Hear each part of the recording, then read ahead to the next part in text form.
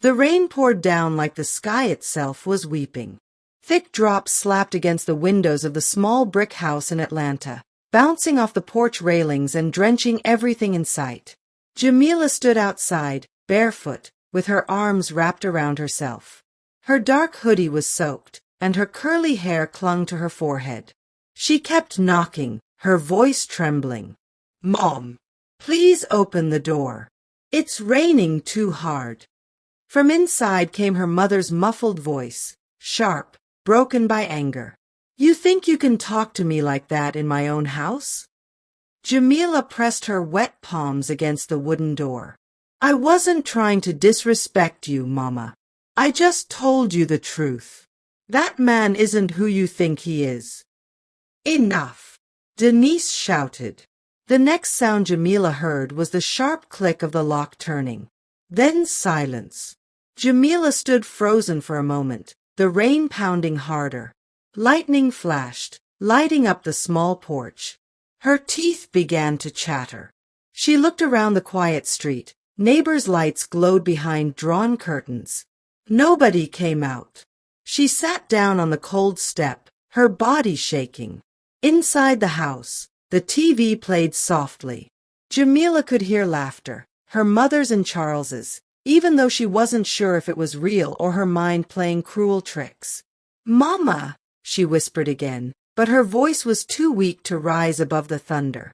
Hours passed. The rain didn't stop. The air smelled of wet soil and heartbreak. Every gust of wind carried another memory, her mother brushing her hair before school, cooking dinner, singing off-key to old R&B songs. Now the same woman had turned the lock against her. Jamila curled up tighter, her soaked hoodie clinging to her like a second skin. Tears mixed with rain on her cheeks. "Why does telling the truth have to hurt like this?" she whispered. In that moment, she promised herself something quietly. If she ever had a daughter, she'd never let her stand outside in the rain, not for telling the truth. It had all started earlier that evening, long before the rain began. The air in the small kitchen felt heavy, filled with the smell of fried chicken and tension. Jamila had just come back from the grocery store, her earbuds still hanging from her neck. She paused in the doorway when she saw Charles, her mother's boyfriend, standing too close to her cousin Tasha. Tasha giggled nervously as Charles whispered something in her ear. His hand brushed her lower back. Jamila froze, anger bubbling in her chest. "Excuse me," she said sharply. Both of them turned. Charles quickly stepped back, pretending to reach for a glass.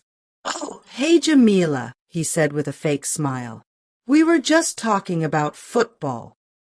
Jamila crossed her arms. "Really? Didn't look like football to me." Tasha bit her lip, eyes darting away. I should go," she muttered, slipping past Jamila and out the door. Jamila stared at Charles, her voice low. "You think my mom won't find out? I saw what you did." He smirked, walking toward her slowly. "You better watch your tone, little girl. Your mama believes me, not you." Later, when Denise returned from work, Jamila couldn't hold it in. She met her in the living room where the flickering TV light danced across the walls. "Mom," Jamila began, her voice shaking, "I need to tell you something about Charles." Denise sighed tiredly, dropping her bag on the couch. "What is it now, Jamila?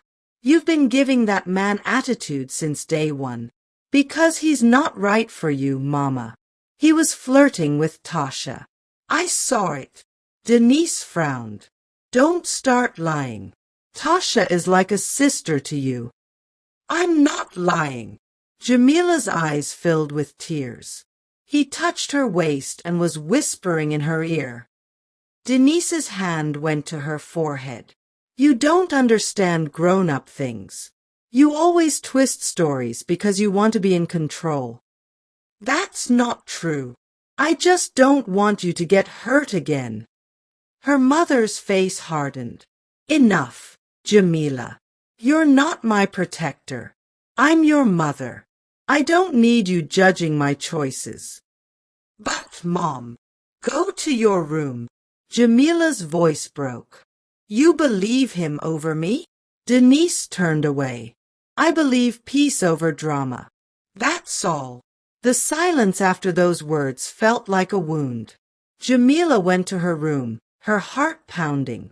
She could still hear Charles laughing softly in the living room, the sound crawling under her skin. From that moment, she knew the truth had become the enemy in her own home. By the time the clock struck 10:45 p.m., the whole neighborhood had gone quiet. Streetlights cast long yellow beams across the wet pavement. Rain tapped endlessly against the roof, filling the air with a steady, cold rhythm. Jamila sat on the wooden porch steps, hugging her knees to her chest. Her socks were soaked, her hoodie heavy with water, and her breath came out in little clouds. Inside, she could still hear faint voices, her mother and Charles, arguing softly, then laughing. That laughter stabbed her heart like a knife. She whispered to herself, "She doesn't even care I'm out here." A stray cat darted under the porch to escape the rain. Jamila watched it curl up, envious of its small shelter. She looked around the quiet street. Only one porch light flickered across the road. The houses looked like sleeping giants, indifferent to her pain. After a few minutes, an elderly woman across the street, Mrs. Owens, opened her curtain and peered out. She recognized Jamila immediately. Opening her window a little, she called softly, "Baby, you okay out there?" Jamila quickly wiped her tears. "I'm fine, ma'am," she said, forcing a shaky smile. Mrs. Owens frowned. "Your mama lock you out again?" Jamila hesitated, ashamed. "It's fine, ma'am. I'll be okay." The woman sighed. "All right, baby.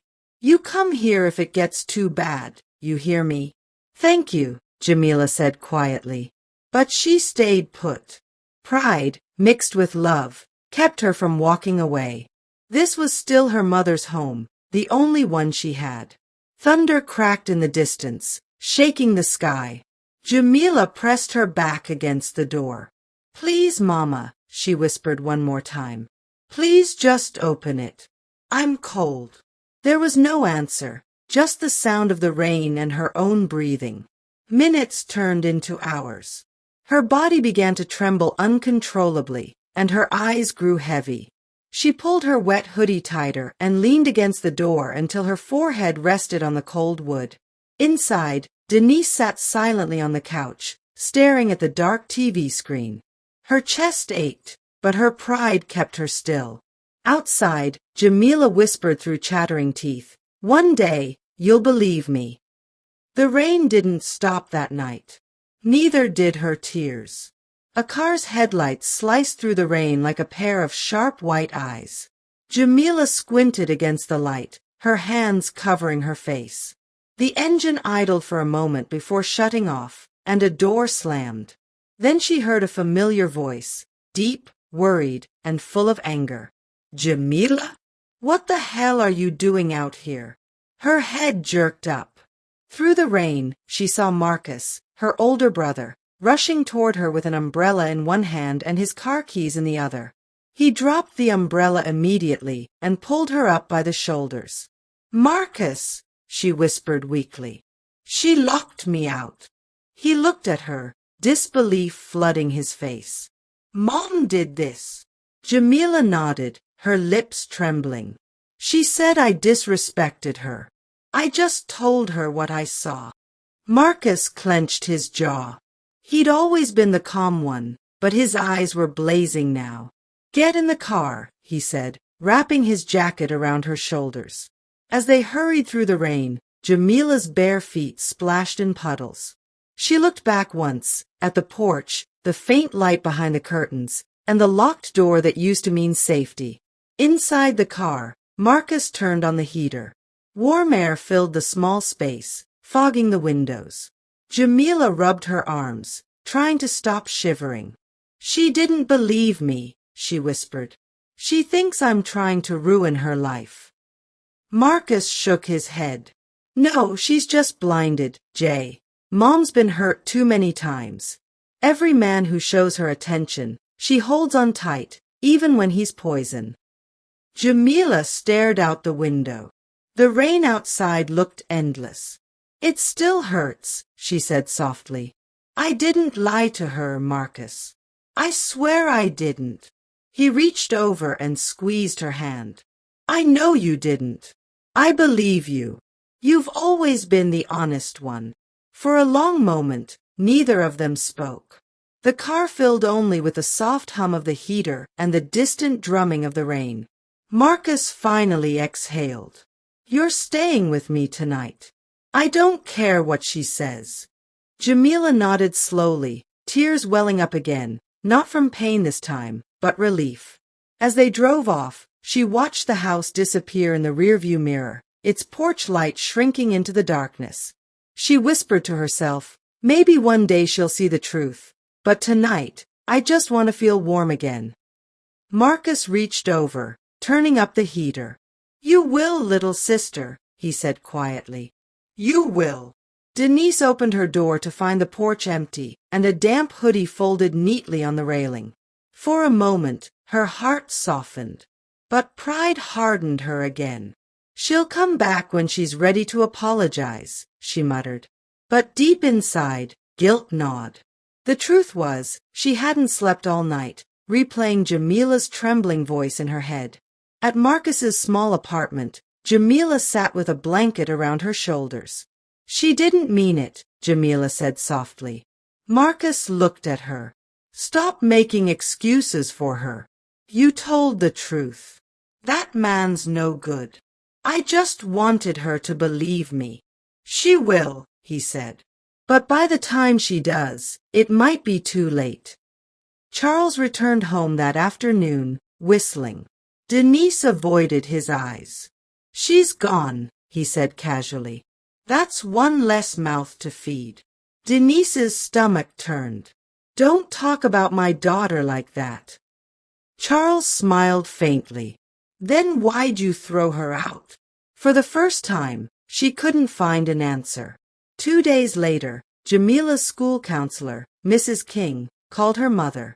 "Mrs. Jackson, Jamila hasn't been in class." "She's with her brother," Denise replied stiffly. "Did something happen?" Denise hesitated. "She disrespected me," Mrs. King said gently. "Sometimes telling the truth feels like disrespect when our hearts aren't ready to hear it." The call ended, but the words lingered like perfume in a closed room. That night, Jamila dreamed of standing in the rain again. But this time, her father, who died years ago, stood beside her. He said softly, "Don't hate your mother. She's fighting her own storm." When she woke up, she whispered, "Then who fights mine?" Marcus went to visit Denise that weekend. "Mom, you need to talk to her," he said. Denise crossed her arms. "She accused my man of something ugly." "Because it's true," Marcus snapped. "He's been texting other women. I saw it." Denise's face drained of color. "What?" Marcus handed her Charles's phone screenshots. The proof was undeniable. When Charles came home that evening, Denise confronted him. "You've been lying to me," she shouted. He smirked. "And you've been stupid enough to believe your little girl's the problem." Denise slapped him, trembling with rage. "Get out!" He sneered, grabbing his bag. "You deserve to be alone." That night, Denise sat on the porch, the same porch she had locked her daughter out on. Rain began to fall again. She didn't move. "I'm sorry, baby," she whispered into the darkness. But Jamila wasn't there to hear it. At Marcus's place, Jamila's phone buzzed. "Mom, I'm sorry. Please come home." She stared at the message, tears welling up. "Do you think she means it?" she asked. Marcus nodded slowly. "She's learning. Sometimes love takes a storm to wake up." When Jamila walked through the door, Denise ran to her and hugged her tight. "I'm so sorry, baby," she sobbed. "You told me the truth, and I punished you for it." Jamila hugged her back. "I just wanted to protect you." For the first time in years, they cried together, not as mother and daughter, but as two women learning to forgive. Weeks later, Denise joined Jamila at her counseling session. "I've learned something," Denise said softly. "Love isn't about control. It's about listening, even when it hurts." Jamila smiled faintly. "I learned that truth may cause pain, but lies destroy."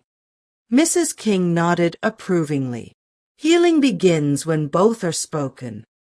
One evening, light rain began to fall outside their house. Jamila stood by the window, watching. Denise came up behind her, draping a blanket over her shoulders. "No one's standing in the rain tonight," she whispered. Jamila smiled. "Not anymore." Months later, Jamila wrote an essay for her senior class project titled "The Night It Rained." Her teacher read it aloud to the class, leaving many students in tears. When asked what inspired her, Jamila said, "Because sometimes the truth doesn't break families. Pride does." Denise started volunteering at a local women's shelter. She met mothers who'd lost their children to anger, misunderstanding, and abuse. Each time she spoke, her voice trembled. "Don't let pride silence love." Every time she said those words, she thought of Jamila. A year later, it rained again, the same kind of heavy, cleansing rain. Jamila and Denise stood on the porch together, watching it fall. Denise whispered, "I used to hate rain." "Now?" Jamila asked. "Now I think it washes away shame." The storm passed. Fireflies began to blink across the wet grass. Denise wrapped her arm around her daughter. "I don't deserve your forgiveness," she said. Jamila smiled softly. "Maybe not. But you have it anyway." And for the first time in a long time, the house behind them felt like a home again, not because the rain had stopped, but because love had finally learned to listen.